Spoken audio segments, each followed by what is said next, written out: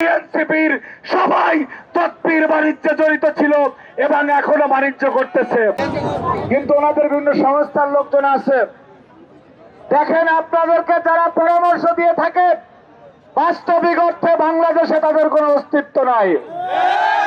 আমরা অনেকে বলে থাকে ছাত্র সংসদের উদাহরণ দিয়ে, সেইটি কি প্রক্রিয়া হয়েছে, কারা কারা মিলে শুধুমাত্র ছাত্র দলকে ঠেকাতে চেয়েছে, সবকিছু জেনে শুনে বাংলাদেশের একটি ঐতিহাসিক প্রেক্ষাপট পরিবর্তনের জন্য যেই তিনটি নির্বাচনে বাংলাদেশের মানুষ ভোট দিতে পারে নাই, যার কারণে কিন্তু একটা গণঅভ্যুত্থানের প্রেক্ষাপট তৈরি হয়েছে। আমরা চাইনি যে এত রক্ত, এত পরিশ্রম, এত জুলুম, এত নিপীড়ন, এত গুম খুনের পরে যেই বাংলাদেশ পেয়েছি সেই বাংলাদেশ ব্যর্থ হয়ে যাক, এইটা আমরা চাইনি।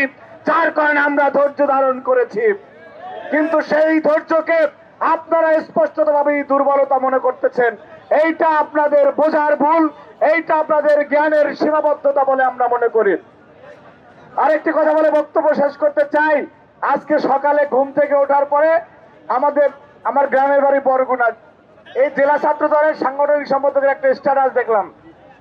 তিনি লিখছেন যে আগে বলতো যে তুই মানুষ না আওয়ামী লীগ, আর এখন বলে তুই জামাত না মুসলমান। এখন বলে তুই জামাত না মুসলমান। এটা কিন্তু আমরা বলি নাই ভাই।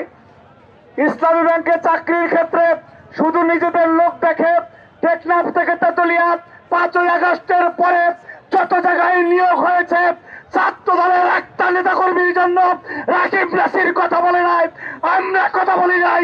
যদি প্রমাণ দেখাতে পারেন হাতে চুরি পরে ঢাকা থেকে চলে যাব। কিন্তু প্রত্যেকটা জায়গায় ইসলামী ছাত্র শিবিরের সবাই কথা বলেছে, জামাতের নেতারা কথা বলেছে। এরা কি আবার 24-এর সেন্টিমেন্ট ধারণ করে? আমরা কিছুদিন আগে শহীদ ওসমান বিন হাদির হত্যার বিচারের দাবিতে স্বরাষ্ট্র উপদেষ্টার কাছে স্মারকলিপি দিতে গিয়েছিলাম আমাদের সভাপতি সাধারণ সম্পাদকের নেতৃত্বে। গতকালকে নির্বাচন কমিশনের কর্তা ব্যক্তিদের সাথে কথা বলেছি, 2 জায়গায় ওনারা একই কথা বলেছেন যে 5 তারিখের পরে এখন পর্যন্ত ছাত্র দলের কোন নেতাকর্মীর কাছ থেকে ওনারা কোনো সুপারিশ পান নাই।